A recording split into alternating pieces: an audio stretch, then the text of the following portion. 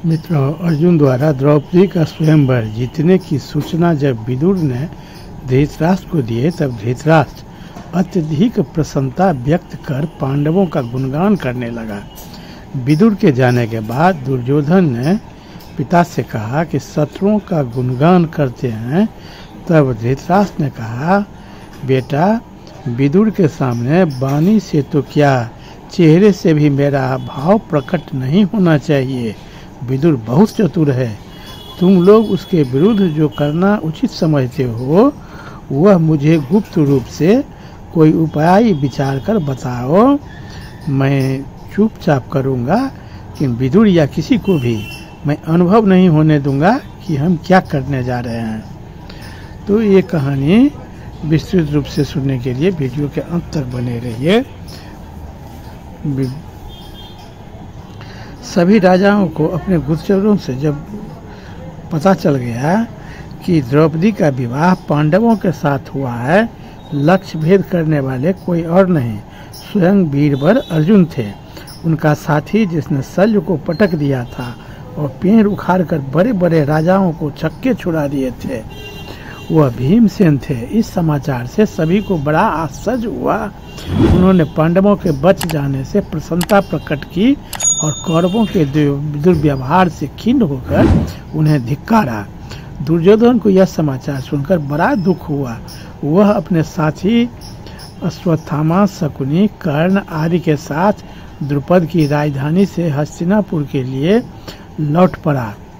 तब सब समाचार सुनकर विदुर जी को बड़ी प्रसन्नता हुई। वे उसी समय धृतराष्ट्र के पास जाकर बोले, महाराज धन्य हैं, कुरुवंशियों की अभिवृद्धि हो रही है। धृतराष्ट्र भी प्रसन्न होकर कहने लगा, बड़े आनंद की बात है।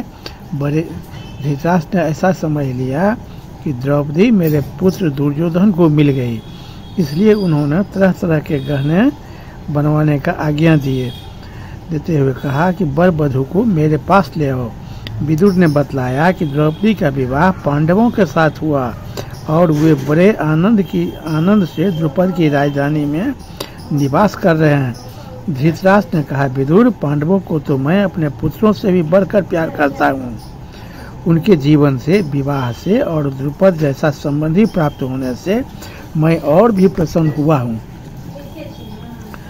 तब विदुर वहाँ से चले गए। तब दुर्योधन और कर्ण, शकुनी सब धृतराष्ट्र के पास आकर कहा, महाराज विदुर के सामने हम लोग आपसे कुछ भी नहीं कह सकते। आप शत्रुओं की बढ़ती को अपनी बढ़ती मानकर हर्ष प्रकट कर रहे हैं। हमें तो रात दिन शत्रुओं के बल के नाश की धुन में लगे रहना चाहिए। धृतराष्ट्र बोले, बेटा, यही बात तो मैं भी सोचता हूँ, परंतु विदुर के सामने वाणी से तो क्या, चेहरे से भी मेरा यह भाव प्रकट नहीं होना चाहिए। कहीं वह मेरे भाव को भांप न ले, इसलिए मैं उसके सामने पांडवों का ही गुणगान बखानता रहता हूँ। तुम दोनों इस संबंध में तुम लोग आपस में विचार करो और तुम लोग विचार करके जो कहोगे वह मैं गुप्त रूप से करने को तैयार रहूँगा और वह करूँगा। दुर्योधन ने कहा, मेरा तो ऐसा विचार है कि कुंती और माद्री के पुत्रों में मनमुटाव उत्पन्न करा दिया जाए अथवा राजा द्रुपद को लोभ के फंदे में फंसाकर बस में कर लेना चाहिए और उनके द्वारा उनको वहां से निकलवा देना चाहिए। यह उपाय भी कर सकते हैं कि द्रौपदी उन्हें छोड़ दे। यदि किसी तरह भीमसेन को मारा जा सके तब तो वह काम और ही बन जाएगा। भीमसेन के बिना अर्जुन तो हमारे कर्ण का चौथाई भी नहीं है। यहाँ आ जाएंगे तो फिर पहले की तरह कोई न कोई उपाय हम लोग निकाल ही लेंगे और इस बार वे बच नहीं सकेंगे। ये सारा बात दुर्योधन ने धृतराष्ट्र से कहा। तो कर्ण ने कहा, दुर्योधन, मैं तो तुम्हारा राय पसंद नहीं करता। वे आपस में इतना प्रेम करते हैं कि मनमुटाव का कोई ढंग नहीं दिखता। तुम कुछ भी करोगे उन लोगों में, तुम कुछ भी करके थक जाओगे, उन लोगों में आपस में फूट नहीं करवा सकते हो। राजा द्रुपद भी एक श्रेष्ठ पुरुष हैं, वह धन का लोभी नहीं है। श्री कृष्ण पांडवों के लिए अपनी अपार संपत्ति, सारे भोग और राज्य का भी त्याग करने में नहीं हिचकेंगे। मेरी सम्मति तो यह है कि हम एक बहुत बड़ी सेना लेकर अभी चढ़ाई कर दें और द्रुपद को हराकर पांडवों को पराक्रम से ही मार डालें। धृतराष्ट्र ने कहा, मेरे विचार यह है कि आचार्य द्रोण, भीष्म पितामह, विदुर और तुम दोनों सब मिलकर इस संबंध में फिर विचार कर लो और जैसा उपाय निकालो, जैसे परिणाम में सुख मिले। उन लोगों से भी बिना पूछे हुए कुछ करना उचित नहीं है। उन लोगों का राय जान लेंगे, उसके बाद तुम लोग जो कहोगे वही मैं करूँगा। धृतराष्ट्र ने भीष्म पितामह आदि को बुलवाया। सब लोग विचार करने लगे। भीष्म पितामह ने कहा, मुझे पांडवों के साथ बैर विरोध करना पसंद नहीं है। मेरे लिए धृतराष्ट्र और पांडु तथा दोनों के लड़के एक ही हैं। तुम उनके साथ मेल मिलाप का बर्ताव करो और उनका आधा राज्य दे दो। जैसे तुम इस राज्य को अपने बाप दादों का समझते हो, वैसे ही यह उनके भी बाप दादों का ही तो है। इसी में तुम्हारा और सब लोगों का भला है। तो पांडवों के जीवित रहने एवं स्वयं इंद्र भी उन्हें अपने राज से वंचित नहीं कर सकते। वे बुद्धिमान और धर्मात्मा हैं। द्रोणाचार्य ने कहा, मैं महात्मा भीष्म की सम्मति पसंद करता हूँ। इसी में आपके वंश की भी भलाई है। भीष्म जो कहें उसी में आपका वंश उसी पर निर्भर है। विदुर ने कहा, महाराज, हितैषी बंधु बांधवों का यह कर्तव्य है कि वे अपने निसंकोच भाव आपके हित की बात कह दे। पितामह भीष्म और आचार्य द्रोण ने बहुत ही प्रिय और हितकर बात कही है, परंतु आपने अभी उन्हें कहाँ स्वीकार किया। भीष्म और द्रोण से बढ़कर आपका कोई मित्र नहीं हो सकता है।